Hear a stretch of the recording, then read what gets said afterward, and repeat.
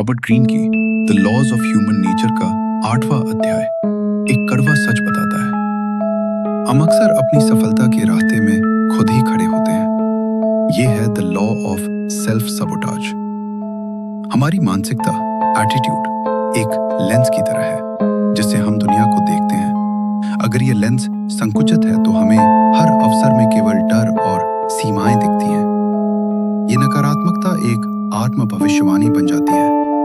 हम अपनी असफलताओं के लिए दूसरों को दोष देते हैं, लेकिन असल में हमारी अपनी सोच ही हमें पीछे धकेल रही होती है। इस चक्र को तोड़ने के लिए अपनी मानसिकता को उदार बनाना होगा। जब आप अपनी सोच बदलेंगे तो दुनिया भी आपके लिए बदल जाएगी। ऐसी ही और जानकारियों के लिए फॉलो करें